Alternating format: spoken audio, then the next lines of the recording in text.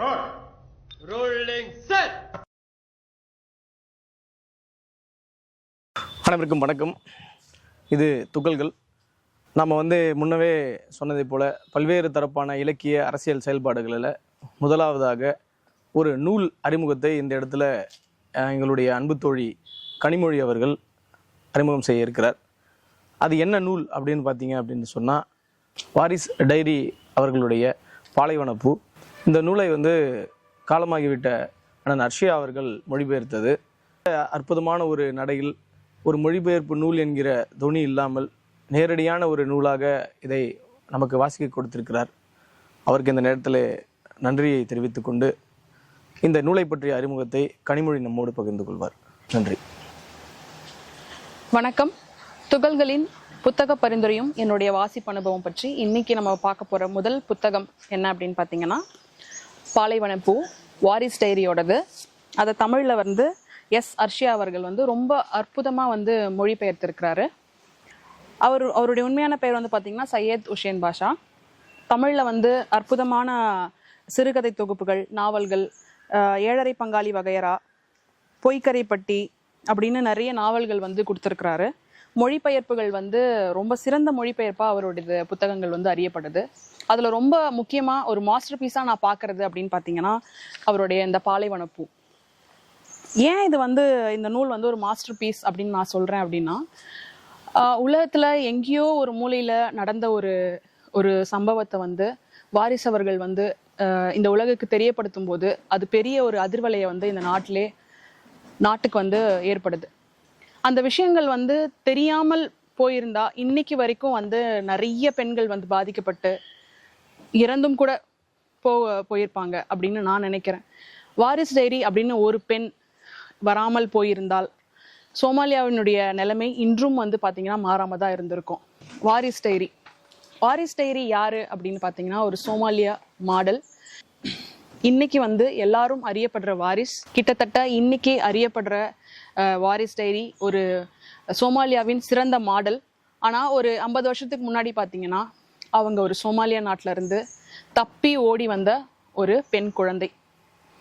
Somalia அப்படின்னு பார்க்கும்போது அங்கே நிறைய வறட்சியான நிலங்கள், பாலைவனங்கள் அதுதான் இருக்கு. இந்த நாவல் பார்த்தீங்கன்னா சோமாலியா பாலைவனத்தில் தான் ஆரம்பிக்குது. சோமாலியா பாலைவனத்தில் ஒரு நாடோடி பழங்குடியினர் வகையை சேர்ந்தவங்க தான் இந்த வாரிஸ் டைரி. அங்கே அந்த நாட்டில் பார்த்தீங்கன்னா இவங்களுக்கு கூடயே ஒரு மனிதர்களை போல ஒட்டகமும் சேர்ந்து வாழுது. ஒட்டகம் சார்ந்து தான் மனிதர்கள் வாழ்றாங்க சொல்ல போனால். ஏன்னா ஒட்டகம் இல்லாமல் அங்கே எதுவுமே நடக்கலை. ஒரு ஒட்டகத்தை சார்ந்த வாழ்வியல் தான் அவங்களுடைய அன்றாட வாழ்வாதாரமாக இருக்கிறது. ஒட்டகத்தை வச்சு தான் மனிதர்களுடைய பொருளாதாரத்தையும் அவங்க எடை போட்டிருக்காங்க. அதாவது நிறைய ஒட்டகங்கள் வச்சிருந்தா அவன் பணக்காரனாகவும், கம்மியான ஒட்டகங்கள் வச்சிருந்தா அவன் ஏழையாகவும் அறியப்பட்டிருக்காங்க. இப்போ ஒட்டகத்தை ஒட்டியே இவங்களுடைய வாழ்வு நகர்றதுனால சின்ன வயசுலேயே எல்லாமே அங்கே நம்ம இப்போ நார்மலான ஒரு வாழ்க்கையை மாதிரி சோமாலியாவில் நார்மலான ஒரு வாழ்க்கை கிடையாது. அங்கே இந்த டிவியோ ஃபோனோ இந்த மாதிரியான எந்த விஷயமா இன்டர்நெட் ஆக்சஸ் எதுவுமே அந்த பாலைவனத்தில் கிடையாது. அங்கே இருக்கக்கூடிய வாழ்வு எல்லாமே இயற்கையை சார்ந்ததாக தான் இருக்குது. ஒரு பாலைவனம், அங்கே தண்ணியை தேடின ஒரு பயணம், அது கூடவே ஒட்டகத்து கூடயே போய்கிட்டு இருக்க ஒரு பயணம். மனிதர்களும் ஒட்டகமும் சேர்ந்து பயணிச்சுக்கிட்டே இருக்கிறாங்க. நாடோடி பழங்குடியினாலே அதானே. நாடோடி பழங்குடியினர் இனத்தை சேர்ந்த இவங்க கூடாரம் அமைக்கும் போதே முள்வேலியிலால், அதாவது புதர்கள், காய்ந்த புல்களால் ஆன புதர்கள் வேலியில தான் கூடாரமே அமைக்கிறாங்க. அந்த கூடாரம் எப்படியானத கூடாரமா இருக்கு அப்படின்னு பார்த்தீங்கன்னா, அதை எடுத்துக்கொண்டு போற கூடாரமா தான் அமைக்கிறாங்க. அவங்க எங்க போனாலும் அதை கூடவே கொண்டு போற மாதிரியான கூடாரங்கள்லாம் அமைக்கிறாங்க. அன்றாட வாழ்வு எப்படி இருக்குன்னு பார்த்தீங்கன்னா, காலை சூரியனை வச்சுதான் மணி தெரிஞ்சுக்கிறதுக்கும், சூரியனுடைய தன்னுடைய நிழலை வச்சுதான் அவங்களுடைய காலத்தை தெரிஞ்சுக்கிறதும், அந்த மாதிரியான ஒரு இயற்கையான வாழ்வியலாக தான் அவங்களுக்கு இருந்திருக்கு. அவங்க வாழ்க்கை முழுதும் பயணம் எதற்காக பண்ணிட்டு இருக்காங்கன்னு பார்த்தீங்கன்னா, தண்ணியை நோக்கி தான் பயணமே இருக்கு அவங்களுக்கு. தண்ணி எங்க இருக்கோ அங்க இருந்துப்பாங்க. அங்க ஒட்டகம் இருந்து அடுத்த ஒரு பயணத்துக்கு போய் அடுத்து தண்ணி எங்க இருக்கோ அங்க இருந்து, அந்த மாதிரி தான் அவங்களுடைய வாழ்வு நடக்குது. இந்த மாதிரி ஒரு சமயத்துல பெண் குழந்தைகள் அங்க பிறந்தா சில சடங்குகள் செய்யப்படுது. குரான்ல இருக்கிறதா சொல்லப்படுற விருத்த சேதனம் அப்படின்ற ஒரு விஷயம் வந்து சடங்குகள் வந்து அந்த பெண் குழந்தைங்களுக்கு மேல திணிக்கப்படுது. குரான்ல இருக்கிறதா சொல்லப்படுற அந்த ரிச்சுவல்ஸ், அந்த ரிச்சுவல் வந்து பெண் குழந்தைகளுடைய விருப்பமே இல்லாமல் அது வந்து நடக்குது. அதை பத்தின ஒரு நாவல் தான் வந்து இப்ப நம்ம பார்த்துக்கிட்டு இருக்க பாலைவனப்பூ. வாரிசோட கூட பிறந்தவங்க வந்து பாத்தீங்கன்னா 12 பேர். ஆனா அதுல வந்து உயிரோட இருக்கிற குழந்தைகள் எத்தனை அப்படின்னு பாத்தீங்கன்னா 6 குழந்தைகள் தான். ஏன்னா அதுல பெண் குழந்தைகள் பிறந்த உடனே இந்த விருத்த சேதனம் செய்யப்படுற பெண் குழந்தைகள் வந்து அவங்களுடைய பிறப்பு விகிதமே வந்து இதனால குறைஞ்சு போயிருக்கு. ஏன்னா விருத்த சேதனம் செய்ததுக்கு அப்புறமா வந்து பெண் குழந்தைகள் வந்து உயிரோட இருந்தா பிழைச்சது, இல்லைன்னா இல்லை அப்படின்ற கணக்குல தான் வந்து போய்கிட்டு இருக்கு. அதுவும் இல்லாம சோமாலியால வந்து நிறைய வறட்சி, பஞ்சம், இதெல்லாம் கூட பிறந்த குழந்தைய 1 வருஷம் வரைக்கும் கணக்கிலே வச்சுக்க மாட்டோம் அப்படின்றது சொல்றதே எனக்கு கேட்கும் போது ரொம்ப கஷ்டமா இருந்தது. 1 வருஷம் தாக்கு பிடிச்சா அந்த குழந்தை உயிர் வாழும், இல்லைன்னா அதோட அவ்வளவுதான் அப்படின்னு சொல்றாங்க. வாரிஸ் வந்து அவங்க குடும்பத்துல வந்து 5வது பிறக்கக்கூடிய பெண் குழந்தை. அவங்க அக்காவை பார்த்தே வளர்ற வாரிசுக்கு வந்து திடீர்னு ஒரு நாள் அவங்க அக்காவை வந்து பெரிய பொண்ணு ஆயிடுச்சு, பெரிய பொண்ணு ஆக்கிறதுக்கான சடங்கை வந்து நம்ம செய்வோம் அப்படின்னு அவங்க அம்மாவும் அவங்க சித்தியும் கூப்பிட்டுட்டு போறாங்க. அவங்களுடைய சொந்த தாய், சித்தி அவங்க மூலியமாவே பெண்ணுக்கு வந்து விருத்த சேதனம் செய்யப்படுது. விருத்த சேதனம் செய்யப்படுற விஷயத்தையே ஒரு ஒரு அடையாளமா ஒரு பெண்ணுக்கு வந்து மாற்றி இருக்கிறாங்க சோமாலியால. விருத்த சேதனம் செய்யப்படுற அக்காவை வந்து அந்த விருத்த சேதனம் செய்யக்கூடிய இடத்துக்கு கொண்டு போறப்பதான் வந்து விருத்த சேதனம்னா என்ன அப்படின்ற விஷயமே வந்து வாரிசுக்கு தெரிய வருது. என்ன பண்ணுவாங்க அப்படின்னா, ஃபீமேல் ஜெனிட்டல் மியூட்டிலேஷன் அப்படின்ற இந்த விஷயம் வந்து என்னவா இருக்கு அப்படின்னு பாத்தீங்கன்னா, சோமாலியால பெண் உறுப்பை மேல இருக்கிற சதைகளை வந்து வெட்டி எடுத்து, அதாவது எந்த விதமான ஒரு மயக்க மருந்தோ எதுவுமே இல்லாம ஒரு பெண் குழந்தைக்கு, அதாவது ஒரு 5 முதல் 7 வயதுக்குள்ள இருக்கிற பெண் குழந்தைகள் வயசுக்கு வர்றதுக்கு முன்னாடியே பெண் உறுப்பை வந்து அறுத்து எடுத்துட்டு ஒரு வேப்ப முள்ளில் வந்து அந்த பிரிச்சு இருக்க இடத்த வந்து தைச்சு விட்டுடுவாங்க. ஒரு சிறுநீர் கழிக்கிறதுக்காக ஒரே ஒரு தொலையை மட்டும் விட்டுட்டு மிச்சம் எல்லாத்தையும் வந்து தைச்சு எடுத்துருவாங்க. இந்த நாவலினுடைய தொடக்கமே எப்படி இருக்கும்னு பாத்தீங்கன்னா, வாரிசவர்கள் வந்து வீட்டை விட்டு ஓடி வந்துருவாங்க. எதற்காக ஓடி வருகிறாங்கன்னு பாத்தீங்கன்னா, தன்னுடைய அப்பா வந்து 5 ஒட்டகங்களுக்காக ஒரு 60 வயது முதியவர்களுக்கு வந்து இவரை கல்யாணம் பண்ணி வைக்கிறதுக்கு பேசியிருப்பாங்க. இந்த கல்யாணத்தில் வந்து விருப்பம் இல்லாமலும் இதை பத்தின எந்த விதமான புரிதலும் இல்லாம ஒரு கணவரை வந்து எப்படி நம்ம தேர்ந்தெடுக்க முடியும், எப்படி நான் அந்த 60 வயசு கிழவனோட நான் எப்படி வந்து நான் போய் வாழ முடியும் அப்படின்னு ஒரு பயத்துல அவங்க அம்மா கிட்ட போய் என்ன சொல்லுவாங்க, இல்லம்மா ஓடி போறேன் அப்படின்னு சொல்லுவாங்க. அவங்க அம்மா எங்க போவோம், உனக்கு எதுவுமே தெரியாது அப்படின்னு சொல்லுவாங்க. இல்ல உங்க பாட்டி வீடு, உங்க சித்தி வீடு இருக்கு இல்லையா, நான் அங்க போறேன், அங்க எப்படியாவது நான் போயிருவேன், மெகதிஷான்னு ஒரு அவங்க தலைநகர் இருக்கா, நான் அங்க போய்க்கிறேன் அப்படின்னு சொல்றாங்க. உனக்கு அட்ரஸும் தெரியாது, எதுவும் தெரியாது, நீ எப்படி போவ அப்படின்னா அதெல்லாம் நான் பாத்துக்கிறேன் அப்படின்னு சொல்றாங்க. ஒரு நள்ளிரவுல வந்து அவங்க தாயே வந்து அவங்க எழுப்பிட்டு, சரி போ, எப்படியாவது பொழைச்சிக்கோ, எங்கேயோ ஒரு இடத்துல நீ நல்லா இரு அப்படின்னு கண்ணீர் மல்க 2 பேரும் அழுது பிறண்டு கிளம்பிடுவாங்க. கிளம்பும் போது எந்த விதமான தண்ணீரோ உணவோ எதுவுமே எடுத்துக்கொள்ளாம கிளம்புற ஒரு பெண் தான் வந்து இன்னைக்கு சோமாலியாவில் வந்து டாப் 1 மாடலா இருக்கிறாங்க. கிளம்புறதுல வந்து ரொம்ப சிரமம் இருந்தது அவங்களுக்கு. ஒரு பாலைவனத்தை கடக்கிறதுங்கிறது வந்து ரொம்ப பெரிய விஷயம். அதை வந்து அது கிட்டத்தட்ட ஒரு 5 நாட்கள் வந்து தண்ணி இல்லாம, உணவு இல்லாம, இரவு பகல்னு கடந்துகிட்டே இருப்பாங்க. அவங்க காலில் புண்ணி ஏறி அந்த கொப்பளங்கள்லாம் வந்து வெடிப்புலலாம் ரத்தம் வர அளவுக்கு அவங்களுடைய பயணம் வந்து போய்கிட்டே இருக்கும். திடீர்னு ஒரு நாள் மயக்கம் அடைஞ்சு ஒரு மரத்தடியில படுத்து இருப்பாங்க. அவங்களுடைய கண் விழிச்சும் போது, திடீர்னு கண்ணை விழிக்கும் போது பார்த்தோன்னா கண்ணுக்கு முன்னாடி ஒரு பெரிய சிங்கம் இருக்கும். அந்த சிங்கத்தை பார்த்துட்டு அவ்வளவுதான், இந்த வாழ்க்கை வந்து இதோட நமக்கு முடிஞ்சிருச்சு, இதுக்கப்புறம் நம்ம தப்பிச்சு வந்ததுக்கான ஒரு விஷயம் என்னன்னா நம்ம செத்து போக போறோம் அவ்வளவுதான் அப்படின்னு நினைச்சுக்கிட்டு இருக்க அவங்க வந்து அவங்களுடைய மனசு வந்து சரி ஓகே இதான் கடைசி நாள், எடுத்துக்க அல்லாஹ், நீங்க எடுத்துக்கோங்க, என்னோட உயிரை நீங்க எடுத்துக்கோங்க அப்படின்னு சொல்லிக்கிட்டே இருப்பாங்க. ஆனா அந்த சிங்கம் வந்து இவங்களுடைய ஒரு பசி, ஒரு சோமாலியா நாட்டினுடைய பசியினுடைய பெண் எப்படி இருப்பா, ஒரு சதை இல்லாம எலும்பும் தோளுமா இருக்கக்கூடிய பெண்ணை மோந்து பார்த்துட்டு இது சதைக்கு கூட தேராது அப்படின்னு நினைச்சு அந்த சிங்கம் போயிடுச்சு அப்படின்ட்டு சொல்லியிருப்பாங்க. அந்த மாதிரி விட்டுட்டு போகும். அந்த விட்டுட்டு போற அந்த சமயத்துல அல்லாஹ் தனக்காக ஏதோ ஒரு காரணத்துக்காக இந்த உயிரை வந்து எனக்கு கொடுத்துருக்காங்க, அதை நான் செய்ய போறேன், அதை நான் செஞ்சிருவேன் அப்படின்னு அன்னைக்கு தீர்க்கமா முடிவெடுத்து அந்த பாலைவனத்துல இருந்து கடந்து வந்திருப்பாங்க அந்த பெண். அந்த பெண் கடந்து வந்த பாதை வந்து ரொம்ப ரொம்ப ரொம்ப ரொம்ப கடினமான பாதை. அதுக்கப்புறம் நிறைய பிரச்சனைகள், ஆண்கள் கிட்ட இருக்க நிறைய பிரச்சனைகள், பாலியல் வன்புணர்வு ஏற்படுது. அந்த மாதிரி நிறைய விஷயங்களை கடந்து வந்திருப்பாங்க. ஒரு சிட்டிக்குள்ள போகும்போது சிட்டியோட வாழ்க்கை எப்படி இருக்குன்னே தெரியாது. அவங்க வந்து அவங்களுடைய சித்தி வீட்டுக்கு போவாங்க. சித்தி வீட்டுக்கு போய் ஒரு பணிப்பெண் போல அவங்க நடத்துவாங்க. நம்ம இதுக்காக வந்தோம், அல்லாஹ் இந்த உயிரை ஏதோ காப்பாத்திருக்காரு, ஆனா எதுக்காக இந்த இந்த இடத்துக்கு நம்ம வந்தோன்னே தெரியாம நம்ம ஒரு வேலைக்காரி மாதிரி வாழ்ந்துட்டு இருக்கோமே அப்படின்னு சொல்லிட்டு அடுத்து அவங்க அக்கா இருக்கிற இடத்த தேடி போவாங்க. அவங்க அக்கா வீட்லயும் கொஞ்ச நாள் இருப்பாங்க, அதுவும் அவங்களுக்கு பிடிக்காது. அடுத்து கிளம்பி போவாங்க, இன்னொரு சித்தப்பா வீட்டுக்கு போவாங்க. அந்த சித்தப்பா வீட்டில் தான் வந்து ஒரு பெரிய திருப்பு முறை நடக்குது.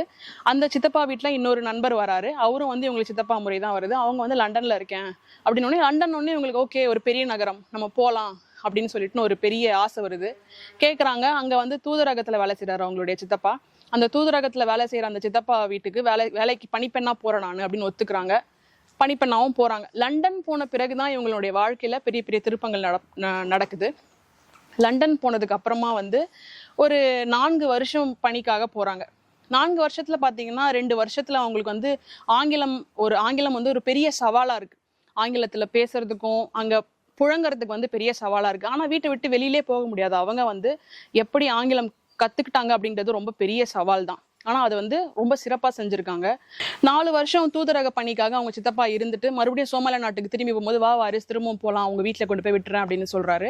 ஆனா நான் வந்து சோமாலியாவுக்கு நான் திரும்ப வரவே மாட்டேன், இங்கதான் என்னுடைய பணி இருக்கு, எனக்கான வேலை இங்கதான் இருக்குது அப்படின்னு அவங்க வந்து ரொம்ப நம்புறாங்க. ஒரு குருட்டுத்தனமான நம்பிக்கைன்னு கூட வச்சுக்கோங்களேன். அந்த மாதிரி ஒரு குருட்டுத்தனமான நம்பிக்கைலாம் நான் இங்கே இருக்கேன், நீங்க போங்க அப்படின்னு சொல்லி சித்தப்பாவை அனுப்பிச்சு வச்சிடுறாங்க. ஆனா லண்டன் பெருநகரம் வந்து எப்படி இருக்குன்னு உங்களுக்கே தெரியும். அந்த நகரத்துல ஒரு ஆங்கிலம் சரளமா வராத ஒரு பெண் எப்படி அங்க வந்து புழங்க முடியும் அப்படின்னு அவளுக்கே ஆச்சு. நம்ம எந்த தைரியத்துல நம்ம இங்க இறங்கணும், நம்ம இறங்கிட்டோம், வேணான்னு சொல்லி இந்த லண்டன் மாநகரத்துல வந்து இந்த சாலைகளை நடந்துகிட்டு இருக்கோம். ஆனா அடுத்து நம்ம என்ன பண்ண போறோம், அன்னைக்கு இரவு எங்க தங்க போறோம்னு கூட தெரியாத ஒரு நிலைமையில ஏதோ ஒரு குருட்டு நம்பிக்கையில நம்ம சித்தப்பா வீட்டுல இருந்து வந்துட்டோம், நம்ம என்ன பண்ண போறோம் அப்படின்னு யோசிச்சுக்கிட்டே அந்த நகரில் இருக்க எல்லா கடைகளிலும் ஏறி இறங்குறாங்க. எல்லா விதமான உடைகளையும் பாக்குறாங்க. எல்லாருடைய கடைகளுக்கும் உள்ள போயிட்டு இது எவ்வளோ இது மாதிரிலாம் கேட்டுட்டு வெளில வந்துடுறாங்க. அப்படி ஒரு கடைக்குள்ள போகும்போது ஒரு பெண் தோழி, சோமாலியா நாட்டுல இருக்க பெண் மாதிரியே இருக்கிறதுனால சரி நம்ம அணுகுவோம் அவங்கள அப்படின்னு சொல்லிட்டு அவங்க அணுகுறாங்க. அந்த பெண் தோழி வந்து ஹால்வோ. அப்படி ஒரு கடையில தான் வந்து ஹால்வோ அவங்க வந்து அறிமுகமா வராங்க. அவங்க பாக்குறதுக்கு வந்து சோமாலியா நாட்டு பெண் மாதிரியே இருக்கிறதுனால அவங்க வந்து போய் அணுகி பார்ப்போம் அப்படின்னு சொல்லி போய் பேசுறாங்க. சோமாலியா மொழி அவங்களுக்கு தெரிஞ்சிருக்கிறதுனால இவங்களுக்கு பேசுறதுக்கு ரொம்ப ஈஸியா இருக்கு. அதுக்கப்புறம் வந்து அவங்களுடைய வீட்டிலேயே தங்கி ஒரு வேலை பார்க்கணும் அப்படின்னு நினைக்கிறாங்க. வேலைக்கு தேடி போறாங்க. நிறைய விஷயங்கள் அதுக்கப்புறம் அவங்க வாழ்க்கையில நடக்குது. இது கிடைப்பட்ட காலத்துல சித்தப்பா வீட்டுல இருந்து 4 வருஷம் வந்து அவங்க சித்தப்பாவுடைய பசங்களை வந்து இவங்க பள்ளிக்கு அழைச்சிட்டு வர்றத ஒரு பெரிய வேலையா வச்சுட்டு இருந்தாங்க. அந்த சமயத்துல வந்து பாத்தீங்கன்னா மால்கம் அப்படின்னு ஒரு போட்டோகிராஃபர் வந்து இவங்க பின்னாடியே வந்துகிட்டே இருந்திருக்காங்க. இவங்க என்ன நினைச்சிட்டு இருக்காங்கன்னா, இது வரைக்கும் அவங்க ஒரு ஆணை அணுகுன விதம், ஆண்கள் வந்து இவங்க கிட்ட அணுகுன விதம் எப்படியா இருந்திருக்கு அப்படின்னு பாத்தீங்கன்னா பாலியல் சீண்டல்களா தான் இருந்திருக்கு. அதனால ஒரு ஆணை தனியா பார்க்கணும் அப்படிங்கிற விஷயமே அவங்களுக்கு ஒரு பயமா இருந்ததுனால அந்த போட்டோகிராஃபர் வந்து பார்க்கும்போதெல்லாம் இவங்க வந்து தவிர்த்துட்டு போயிருக்காங்க. இன்னொரு பெரிய சவால் என்னவா இருந்திருக்குன்னு பாத்தீங்கன்னா ஆங்கிலம். அவருக்கு தெரிஞ்ச ஆங்கிலம் வந்து இவங்களுக்கு வந்து புரியல. அவங்களோட பேசுற விஷயமும் வந்து வாரிஸ்க்கு வந்து புரியல. ஸோ அதனால வந்து அவர் என்ன சொல்ல வர்றாருன்னே தெரியாம ஒரு 2 வருஷம் வந்து அப்படியே போயிட்டு இருக்கு. இந்த இடைப்பட்ட நேரத்துல வந்து அகைன் அவர் வந்து வாரிஸ் கிட்ட வந்து அணுகிறார். இந்த மாதிரி நான் ஒரு போட்டோகிராஃபர், உங்களை ஒரு போட்டோ எடுக்கணும் அப்படின்னு சொல்றாரு. ஆனா அது வாரிஸ்க்கு புரியல. ஆனா அவர் கொடுத்த கார்டை மட்டும் வாங்கிட்டு வீட்டுக்கு போயிடுறாங்க. வீட்டுக்கு போயிட்டு தோழிகிட்ட சொல்றாங்க, இந்த மாதிரி ஒருத்தன் என் பின்னாடியே வந்துகிட்டு இருக்கான், அவன் பேசின மொழி எனக்கு புரியல, அவன் எழுதி கொடுத்துருக்கிற கார்டும் எனக்கு புரியல அப்படின்னு சொல்லும் போது பாக்குறேன்னு சொல்லிட்டு அந்த வால்பு பார்க்கும்போது இவர் ஒரு போட்டோகிராஃபர் உன்னை போட்டோ எடுக்கணும்னு கேட்டிருக்காங்க அப்படின்னு சொன்ன உடனே போட்டோகிராஃபரா என்ன எதுக்கு போட்டோ எடுக்கணும்னு கேட்டிருக்கான்னு தெரியலன்னு சொல்லிட்டு அந்த எண் இருக்கும், அந்த எண்ணுக்கு ஃபோன் பண்றாங்க. ஃபோன் பண்ணிட்டு அந்த மாதிரி விஷயங்கள்லாம் கேட்குறாங்க, எதுக்காக நீங்கள் ஃபாலோ பண்ணீங்க அப்படின்னு சொல்லி கேட்கும்போது நான் எல்லா விஷயத்தையும் நான் நேரில் சொல்கிறேன், நேரில் வாங்கன்னு சொல்லிட்டு அவருடைய ஒரு கேஃபேக்கு போகிறாங்க. அந்த கேஃபேல போயிட்டு எல்லா விஷயத்தையும் வந்து வால்வு கிட்ட வந்து மால்கம் சொல்கிறார். எல்லா விஷயம் சொன்னதுக்கு அப்புறமா வாரிஸ் அவர்களுக்கு வந்து போட்டோ தானே, போட்டோ எடுக்கிறதுக்காகவா என் பின்னாடி 2 வருஷம் தெரிஞ்ச அப்படின்னு கேட்பாங்க. ஆமா 2 வருஷம் உன் பின்னாடி அதுதான் சொல்றதுக்கு வந்தா, ஆனா நீங்க கேட்கவே இல்லை அப்படின்னு. சரி ஓகே, போட்டோ மட்டும் தானே, வேற எதுவும் இல்லைல்ல அப்படின்னு கன்ஃபார்ம் பண்ணதுக்கு அப்புறமா அடுத்த நாள் வாங்க என்னுடைய ஸ்டூடியோ கூட நான் கூட்டு போய் காமிக்கிறேன்னு சொல்லி அடுத்த நாள் அவங்க ஸ்டூடியோக்கு போயிட்டு ஃபோட்டோ எடுப்பாங்க. எனக்கு வந்து உன்னுடைய முழு புகைப்படம் வேண்டாம், ஒரு பக்கம் உன்னுடைய முகத்தினுடைய ஒரு பகுதி கிடைச்சா போதும் அப்படின்னு சொன்னோடனே, ஒரு பகுதியை வச்சுட்டு நீ என்ன பண்ணுவ அப்படின்னு அவங்க கேட்குறாங்க. இல்லை அதுதான் உன்னுடைய அழகே, நான் அதை உங்களுக்கு ஃபோட்டோ எடுத்து காமிக்கிறேன்னு சொல்லும்போது அந்த முதல் ஃபோட்டோவை எடுத்து அவங்க கிட்ட கொடுக்கும்போது வாரிசால நம்பவே முடியல. நாம இவ்வளோ அழகா இருக்கோமா அப்படின்னுன்ற அளவுக்கு அந்த ஃபோட்டோகிராஃபி இருந்திருக்கு. இதை நீ வந்து எனக்கு நிறைய ஃபோட்டோஸ் பிரிண்ட் போட்டு தர முடியுமான்னு கேட்கும்போது, இல்லை அதுக்கு ரொம்ப செலவாகும், நான் என்னுடைய பணிக்காக நான் இதை எடுத்திருக்கேன், என்னால் முடிஞ்சா நான் அப்புறம் போட்டு தரேன் அப்படின்னு சொல்லிட்டு கிளம்பிடுவாங்க. அப்படியே 2 மாசம் ஓடும். அதுக்குள்ளார வந்து வாரிஸ்க்கு அவர்கள் வந்து மெக்டொனால்ட்ஸ்ல வந்து வேலை கிடைச்சிருக்கும். அங்க வந்து ஒரு தூய்மை பணியாளராக வந்து சேர்ந்திருப்பாங்க. மெக்டொனால்ட்ஸ்ல வேலை செஞ்சுட்டே இருக்கும்போது அகெயின் வந்து வெல்கம் வருவாரு. வெல்கம் வந்துட்டு இந்த மாதிரி உனக்கு வந்து அட்வர்டைஸ்மெண்ட் ஏஜென்சில இருந்து உனக்கு ஒரு கால் வந்திருக்கு, நீ போய் பார்க்கணும் அப்படின்னு சொல்றாரு. இந்த மாதிரி வந்து உனக்கு மாடலிங் ஏஜென்சில இருந்து ஒரு வாய்ப்பு வந்திருக்கு, நீ போய் பார்க்கணும் அப்படின்னு சொல்றாரு. இவங்களுக்கு வந்து ஒன்றும் புரியல. மாடலிங் ஏஜென்சியா, எதுக்கு என்னோட ஃபோட்டோ என்ன எது கூப்பிடுறாங்க அப்படின்னு கேட்கும்போது, இல்லை அவங்களுக்கு உன்னுடைய முகம் ரொம்ப பிடிச்சிருக்கு, அதனால நீ வரணும் அப்படின்னு சொல்றாங்க. அப்போனா நீயும் கூட வரணுமா? இல்லை நீயே தனியாக தான் போகணும், என்னால் வர முடியாது அப்படின்னு சொல்லிடுறாரு. உடன் அவங்களுடைய தோழியோட வந்து இவங்க வந்து மாடலிங் ஏஜென்சிக்கு போகிறாங்க. மாடலிங் ஏஜென்சிக்குள்ளே போகும்போது அகெயின் இங்கிலீஷ் ஒரு பெரிய தடுப்பு சுவராக அவங்களுக்கு இருக்குது. ஆனாலும் அதையெல்லாம் மீறி கேஸ்டிங்க்கு போகிறாங்க. கேஸ்டிங்க்கு போகும்போது வந்து அவங்களுக்கு நான் யார்கிட்ட கேஸ்டிங் போகிறோம் அப்படின்ற விஷயமே தெரியாமல் உள்ளே போயிடுறாங்க. அது வந்து கேஸ்டிங் வந்து பார்த்தீங்கன்னா ஒரு பைரலி கேலண்டருக்கான கேஸ்டிங். பைரலி கேலண்டர் அப்படிங்கிற கேஸ்டிங் எப்படியா இருக்கும்னு பார்த்தீங்கன்னா, மேலாடை இல்லாமல் ஒரு அரை நிர்வாண படத்துக்குடைய கேஸ்டிங் மாதிரி தான் இருக்கும். ஆனால் அதை எடுக்கக்கூடிய நபர் வந்து பார்த்தீங்கன்னா டெரன்ஸ் டொனோவா. அவர் வந்து உலகில் தலை சிறந்த ஃபோட்டோகிராஃபர். அவருடைய மாடல் வந்து ரொம்ப ரொம்ப பெரிய மாடல்கள்லாம் அவர் வந்து ஃபோட்டோ எடுத்திருக்காரு. இந்த விஷயம் அவளுக்கு தெரிஞ்ச உடனே அவளுக்கு வந்து ரொம்ப அதிர்ச்சியாக இருக்குது. தன்னுடைய மேலாடையை கழட்டிட்டு ஒரு ஃபோட்டோ நம்ம எடுக்கணுமா அப்படின்னு ரொம்ப தீவிரமாக யோசிச்சு அழுதுகிட்டே அந்த இதுலேருந்து வந்துடுறாங்க. இல்லை நான் அப்படியெல்லாம் நான் ஃபோட்டோ எடுக்க மாட்டேன், நான் அந்த மாதிரி ஒரு இனத்தை சேர்ந்தவள் இல்லை, மொழியை சேர்ந்தவள் இல்லை அப்படின்னு சொல்லிட்டு வந்துடுறாங்க. 2 நாள் கழிச்சு மறுபடியும் அந்த ஏஜென்சிலேருந்து கால் வருது. கால் வந்தோடனே, இல்லை நீங்கள் என்ன நினச்சிக்கிட்டு இருக்கீங்க, நீங்கள் ஃபோட்டோ மட்டும் தானே கேட்டீங்க, இந்த மாதிரி ஃபோட்டோலாம் என்னால் தர முடியாது அப்படின்னு சொல்லிட்டு சண்டை போடுறா. அந்த ஏஜென்சியோட பெண்மணி வந்து இவங்களை வந்து சமாதானப்படுத்துறாங்க. அந்த டெரன்ஸ் டொனோவா வந்து எவ்வளோ பெரிய ஃபோட்டோகிராஃபர், அவர்கிட்ட ஃபோட்டோ எடுக்கணும்னு எவ்வளோ பேர் காத்திருக்காங்க, ஆனால் அவர் வந்து உனக்காக காத்துக்கிட்டு இருக்காரு, அதனுடைய இம்பார்ட்டன்ஸ் என்ன அப்படின்னு எல்லாத்தையுமே சொல்கிறாங்க. ஒரு ஃபோட்டோக்கு இவ்வளோ டாலர்ஸா அப்படின்னு அவங்க யோசிச்சு, சரி நம்ம பண்ணுவோம் அப்படின்னு சொல்லிட்டு உள்ளே போகிறாங்க. பைரலி கேலண்டருக்கான ஃபோட்டோ ஷூட் நடக்குது. அந்த வருஷத்துக்கான best photo of the year வந்து வாரிஸ் டேரி அவங்க வாங்குறாங்க. அந்த வருஷத்துல வந்து சோமாலியா பெண்கள், கருப்பின பெண்களுடைய ஃபோட்டோகிராஃபி தான் வந்து வைரல் ஆகுது. அதுக்கப்புறமா வந்து உலகின் தலை சிறந்த மாடலா வந்து வாரிஸ் டேரி அவர்கள் வந்து அறியப்படுறாங்க.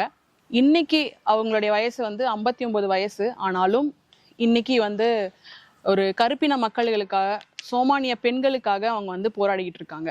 இந்த புத்தகம் வந்து நம்ம ஏன் படிக்கணும் அப்படின்னு பார்த்தீங்கன்னா, உலகம் வந்து ஏதோ ஒரு மூலையில வந்து பெண்களுக்கான பிரச்சனைகள் இருந்து கொண்டே தான் இருக்கிறது. பெண்களுக்கான வன்முறைகள் வந்து இருந்துகிட்டே தான் இருக்கு. ஆனால் 2023க்கு முன்னாடி இந்த மாதிரி ஒரு ஃபீமேல் ஜெனிட்டல் மியூட்டிலேஷன் நடந்திருக்கு அப்படின்னு எனக்கே தெரியாது. விச் மீன்ஸ் இப்போ வந்து எல்லாமே தெரியுது நமக்கு, இன்டர்நெட்டில் நம்ம எல்லாமே கற்றுக்குறோம், இன்டர்நெட்டில் நமக்கு எல்லாமே தெரிஞ்சிடுது, அடுத்த நிமிஷம் நினச்சிட்டு இருக்கோம். ஆனால் இவங்க வாரிஸ் அவர்கள் வந்து 1995ல் இந்த மாதிரி புத்தகம் வெளியே வராமல் இருந்துச்சுன்னா, உண்மையிலே இன்னும் நிறைய பேருக்கு வந்து பெண்கள் வந்து இந்த மாதிரி சடங்குகள் பேரில் வந்து கொல்லப்படுவதும், பெண் குழந்தைகள் வந்து பிறப்பு விகிதம் வந்து குறைஞ்சிக்கிட்டே போகிற விஷயமும் நமக்கு தெரியாமலே போயிருந்திருக்கும். இந்த ஃபீமேல் ஜெனிட்டல் மியூட்டிலேஷன் வந்து ரொம்ப ரொம்ப கொடுமையான விஷயம். அதை பற்றின விழிப்புணர்வு வந்து நம்ம நாட்டுக்கு கொண்டு வரணுன்றதுக்காக இன்னைக்கு வரைக்கும் வாரிஸ் அவர்கள் போராடிக்கிட்டு இருக்காங்க. இந்த புத்தகத்துக்காக நிறைய விருதுகள் வாங்கியிருக்காங்க. யூஎன்ல வந்து, யுனைடெட் நேஷன்ஸ்ல வந்து அமைதிக்கான தூதுவராக வந்து ஒரு 4 வருஷம் இவங்க இருந்திருக்காங்க.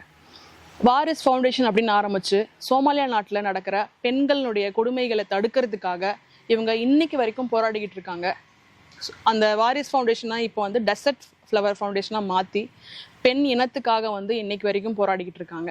ஒரு அவார்ட் ஃபங்க்ஷனில் வந்து வாரிஸ் கிட்ட கேட்கும்போது, இந்த மாதிரி ஒரு விஷயத்த கடந்து வந்திருக்கீங்க, இப்போ நீங்கள் என்னவா உணர்றீங்க அப்படின்னு கேட்கும்போது அவங்க என்ன சொல்லியிருக்காங்க அப்படின்னு பார்த்தீங்கன்னா, ஒரு முறை நான் சிறுநீர் கழிக்கும் போதும் ஒரு முறை எனக்கு வந்து மாதவிடாய் நடக்கும் போதும் நம்ம ஏன் பெண்ணாய் பிறந்தோம், நம்ம ஏன் வந்து இந்த மாதிரி ஒரு இனத்துல பிறந்தோம் அப்படின்னு நான் வந்து ரொம்ப ரொம்ப ரொம்ப ரொம்ப கஷ்டப்பட்டிருக்கேன். ஆனா இன்னைக்கு என்னுடைய இனம் பெண்களுக்காக நான் போராடிக்கிட்டு இந்த விஷயத்தையே நான் வந்து எதிர்த்து நிற்கும் போது உண்மையா நான் பெண்ணா நான் ரொம்ப ரொம்ப பெருமையா உணர்றேன் அப்படின்னு சொல்லியிருப்பாங்க. மர்லின் அப்படின்ற அவங்களோட தோழி கிட்ட இந்த விஷயத்த டிஸ்கஸ் பண்ணாத வரைக்கும் அவங்க வந்து என்ன நினைச்சிட்டு இருக்காங்க அப்படின்னா, நம்ம நாட்டு மாதிரியே எல்லா நாட்டு பெண்களுக்குமே இது நடந்துக்கிட்டு தான் இருக்கு, எல்லா நாட்டிலையுமே இது சாதாரணமான விஷயம்தான், எல்லா நாட்டிலையுமே பெண்களுக்கு வந்து இந்த FGM நடந்துக்கிட்டு தான் இருக்கு அப்படின்னு நினைச்சுக்கிட்டு தான் இருந்திருக்காங்க. மர்லின் கிட்ட பேசினதுக்கு அப்புறமா தான் நம்ம தான் வந்து இப்படி இருக்கோம், நமக்கு நடக்குது வந்து தான் அநீதின்ற விஷயமே அவங்களுக்கு தெரிஞ்சிருக்கு. அதன் பிறகான ஒரு பெரிய செயல்பாடுகள்லாம் தான் வந்து டெசர்ட் ஃப்ளவர் ஃபவுண்டேஷன் வந்து இன்னைக்கு வரைக்கும் நடத்திக்கிட்டு இருக்காங்க. இப்போ பெண் குழந்தைங்களுக்கு எதிராக குரான்ல சொல்லப்பட்டதா இன்னைக்கு வரைக்கும் நடந்துகிட்டு இருக்க அந்த FGM வந்து இவங்களால தடுக்கப்பட்டுக்கிட்டு இருக்கிறது ஒரு தலை சிறந்த விஷயம். ஸோ புத்தகம் ஏன் படிக்கணும் அப்படின்னு நிறைய கேள்விகள் நம்ம கிட்ட இருக்கு இன்னைக்கு இருக்க சூழ்நிலையில. ஸோ இந்த மாதிரி விஷயங்கள், இந்த மாதிரி ஒரு அற்புதமான புத்தகம் வராம போயிருந்தேன்னா நமக்கு வாரிசு யாருன்னு தெரியாமையே போயிருந்திருக்கோம். புத்தகம் ஏன் படிக்கணும் அப்படின்னு இருக்கிற இந்த சூழ்நிலையில இந்த மாதிரி பெண்கள் வந்து நமக்கு பெரிய முன்னுதாரணமாகவும் இந்த மாதிரியான வாழ்க்கை சூழல்ல நமக்கு வந்து ஒரு பெரிய பலம், தன்னம்பிக்கையா விளங்குறாங்க. இந்த புத்தகங்களை படிக்கும் போது வாசிக்கும் போதும் அறியப்படாத நிறைய விஷயங்கள் நமக்கு முன்னாடி திறந்து காமிக்கிறாங்க. ஸோ இந்த மாதிரி புத்தகங்கள் இன்னும் நிறைய வாசிக்கணும். மீண்டும் அடுத்த ஒரு நல்ல புத்தகத்தோடு உங்களோட சந்திக்கிறேன். நன்றி, வணக்கம்.